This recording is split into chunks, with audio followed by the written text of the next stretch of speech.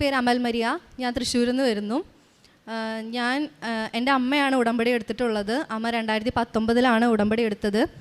ഞാൻ നഴ്സിംഗ് പഠനം കഴിഞ്ഞിട്ട് ജർമ്മൻ പഠിക്കുമായിരുന്നു. എല്ലാവർക്കും അറിയാവുന്ന പോലെ ജർമ്മൻ ഭാഷ പഠിക്കാൻ ഭയങ്കര ബുദ്ധിമുട്ടായിരുന്നു. എനിക്ക് നല്ല ബുദ്ധിമുട്ടായിരുന്നു. ഞാൻ എന്നിട്ട് എപ്പോഴും വിഷമിച്ചിട്ട് അമ്മേനെ വിളിക്കും. അമ്മേനെ വിളിക്കുമ്പോൾ അമ്മ എനിക്ക് ഭയങ്കര ബുദ്ധിമുട്ടാണ് പഠിക്കാനെന്ന് പറയുമ്പോൾ അമ്മ എനിക്ക് വാട്സപ്പിൽ സാക്ഷ്യങ്ങൾ അയച്ചു തരും. ഞാൻ എന്ത് ബുദ്ധിമുട്ടാണെന്ന് പറഞ്ഞാലും അമ്മ സാക്ഷി അയച്ചു തരും. ഞാൻ ആദ്യം അത് തുറന്നു നോക്കാറേ ഇല്ല. ഞാൻ പ്രാർത്ഥിക്കും, കുടുംബ പ്രാർത്ഥന ചെല്ലും, ഞായറാഴ്ച പള്ളിയിൽ പോവും. അതിനപ്പുറം ആഴത്തിലുള്ളൊരു വിശ്വാസം എനിക്ക് ഭയങ്കര കുറവായിരുന്നു. ഞാൻ സാക്ഷ്യങ്ങൾ കേൾക്കാറേ ഇല്ല. ഒരു ദിവസം ഞാൻ B2 പഠിക്കുന്ന സമയത്ത് എനിക്ക് ഭയങ്കര മാർക്ക് കുറവാണ്. B1 വരെ എനിക്ക് മാർക്ക് വലിയ കുഴപ്പമുണ്ടായിരുന്നില്ല. B2 എത്തിയപ്പോൾ എനിക്ക് മാർക്ക് ഭയങ്കരമായിട്ട് കുറഞ്ഞു. ഞാൻ ഭയങ്കര വിഷമിച്ചിരിക്കുന്ന സമയത്ത് കറക്റ്റ് നേരത്തെ എൻ്റെ അമ്മ എനിക്കൊരു സാക്ഷി അയച്ചു തന്നു. ഞാൻ ആ സാക്ഷി ഇരുന്ന് കേട്ട് കഴിഞ്ഞപ്പോൾ എനിക്ക് മനസ്സിലെന്തോ ഭയങ്കര സമാധാനം തോന്നി. അങ്ങനെ ഞാൻ അമ്മ മുന്നേ അയച്ചു തന്നിട്ടുള്ള സാക്ഷ്യങ്ങളൊക്കെ എടുത്ത് കേൾക്കാൻ തുടങ്ങി. അങ്ങനെ കേട്ട് അപ്പോൾ അവിടെ ഇരുന്ന് എൻ്റെ ആ പുസ്തകങ്ങളുടെ മുമ്പിലിരുന്ന് ഞാൻ തീരുമാനിച്ചു, ആദ്യം എൻ്റെ വിശ്വാസക്കുറവ് മാറണം എന്ന്, സ്വന്തമായിട്ട് പ്രാർത്ഥിക്കണമെന്നും ഉടമ്പടി എടുക്കണം എന്ന് ഞാൻ തീരുമാനിച്ചു. അപ്പം തന്നെ അമ്മേനെ വിളിച്ച് ഓൺലൈനിൽ ഞാൻ ഉടമ്പടി എടുത്ത് ഞാൻ രാവിലെ പ്രത്യക്ഷീകരണ പ്രാർത്ഥന ചൊല്ലി പ്രാർത്ഥിക്കാൻ തുടങ്ങി. ബൈബിൾ വായിക്കാനും ഭയങ്കര മടിയുള്ള ഒരാളായിരുന്നു ഞാൻ. ബൈബിൾ വായിക്കാൻ തുടങ്ങി. ഞങ്ങളൊരു 5 പേര് ഒരു വീടെടുത്ത് താമസിച്ചാണ് പഠിച്ചുകൊണ്ടിരുന്നത്.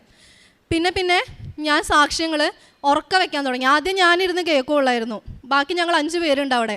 അപ്പോൾ ഞാൻ കുറച്ചും കൂടെ കഴിഞ്ഞപ്പോൾ ഞാൻ സാക്ഷ്യങ്ങൾ എല്ലാവരും ഇരിക്കുമ്പോൾ ഞാൻ ഉറക്ക സാക്ഷ്യം വയ്ക്കാൻ തുടങ്ങി.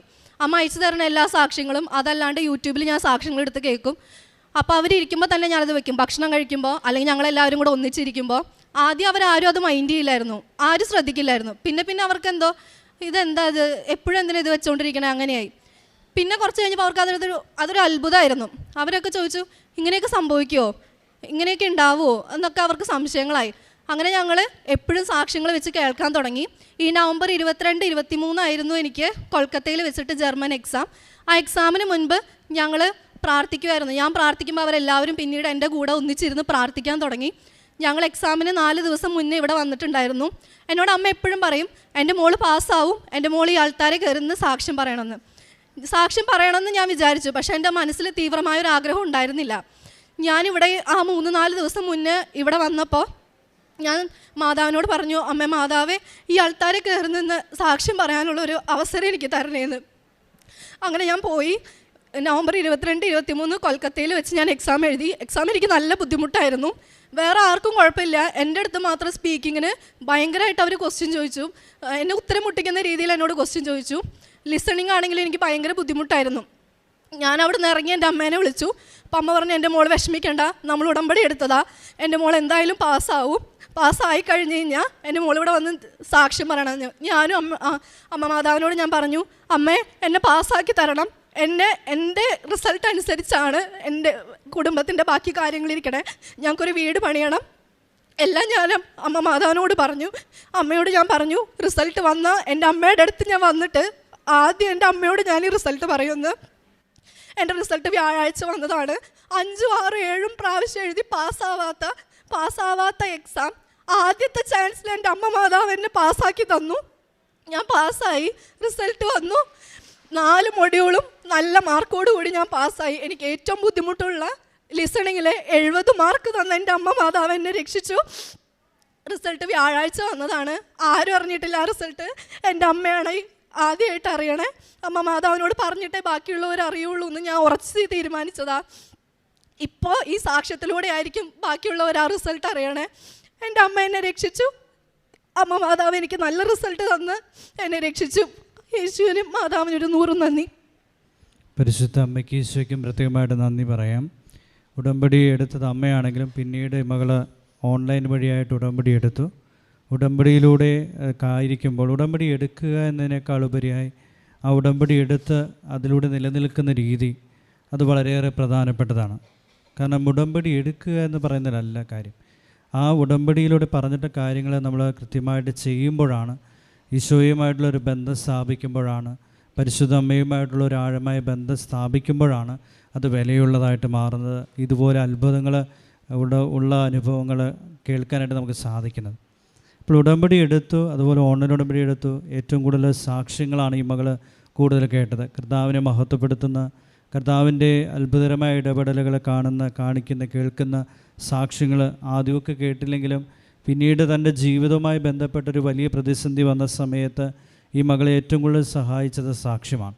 അതുകൊണ്ടാണ് അച്ഛൻ ജോസഫ് അച്ഛൻ എപ്പോഴും പറയാറുള്ളത്, നിങ്ങൾ അനുഗ്രഹം ലഭിച്ചാൽ അത് നല്ല രീതിയിൽ പ്രാർത്ഥിച്ചൊരുങ്ങി നിങ്ങൾ സാക്ഷ്യപ്പെടുത്തണം എന്ന് പറയുന്നത്. കാരണം നമ്മുടെ സാക്ഷ്യങ്ങൾ മറ്റൊരാൾക്ക് ഈശോയെ അറിയുവാനുള്ള, അമ്മയെ അറിയുവാനുള്ള ഒരു വലിയ അവസരമാണ്. അപ്പം അത് നമ്മൾ എങ്ങനെയാണ് നമ്മൾ ആരെയും നോക്കാതെ ധൈര്യമായിട്ട് സാക്ഷ്യം പറയുമ്പോൾ, ഹൃദയത്തിൻ്റെ ഉള്ളിൽ നിന്ന് നമ്മൾ അഭിഷേകത്തോടെ പറയുമ്പോൾ, ഇതുപോലെ മറ്റനേകർ പ്രതിസന്ധികളോട് കടക്കുന്ന, വേദനിക്കുന്ന, ഒരു വഴിയില്ലാതെ, എന്ത് ചെയ്യണമെന്നറിയാതെ കുഴഞ്ഞു നിൽക്കുന്ന ഒരു മനുഷ്യന്, ഒരു വ്യക്തിക്ക് ചിലപ്പോൾ ഒരുപക്ഷെ നമ്മുടെ സാക്ഷ്യം വളരെയേറെ അനുഗ്രഹപ്രദമായിരിക്കും. ഈ മകൾക്ക് ആ സാക്ഷ്യങ്ങളാണ് ഈ മകളെ ബലപ്പെടുത്തിയത്, ഓൺലൈൻ ഉടമ്പടി എടുക്കാൻ പ്രേരിപ്പിച്ചത്. ഉടമ്പടി എടുത്തു, അതുപോലെ അമ്മ ധൈര്യം കൊടുക്കുന്നുണ്ട്. അമ്മ പറഞ്ഞത്, നമ്മൾ ഉടമ്പടി എടുത്തിട്ടുണ്ട്, പരിശുദ്ധമ്മ നിന്നെ ഒരു സാക്ഷിയാക്കി ഉയർത്തും എന്ന് പറഞ്ഞിട്ടുണ്ടായിരുന്നു. അപ്പോൾ ഉടമ്പടി പ്രാർത്ഥന എന്ന് പറയുന്നത് ഒരു ചൊല്ലുന്ന പ്രാർത്ഥനയല്ലെന്ന് എല്ലാവർക്കും അറിയാം. അത് ചെയ്യുന്ന പ്രാർത്ഥനയാണ്. അത് വെറും പ്രാർത്ഥനയായിട്ട് മാറുന്നതല്ല, ഈശോയ്ക്കും അമ്മയ്ക്കും വേണ്ടി നിലകൊള്ളുന്ന ഒരു പ്രാർത്ഥനയാണ്. അതിലൂടെ നമ്മൾ ഈശോയ്ക്കും അമ്മയ്ക്കും വേണ്ടി നിലകൊള്ളുന്ന കാര്യങ്ങൾ, അതിന് ഇൻവെസ്റ്റ്മെൻറ്റ്, ആത്മാർത്ഥമായിട്ട് അതിനുവേണ്ടി സമർപ്പിക്കുന്ന കാര്യങ്ങൾ. ഈ മകൾ പഠനത്തെക്കാൾ പഠിക്കുന്നുണ്ട്, പഠനത്തോടൊപ്പം തന്നെ പ്രാർത്ഥനയും ഒരു ഭാഗമാക്കി മാറ്റി.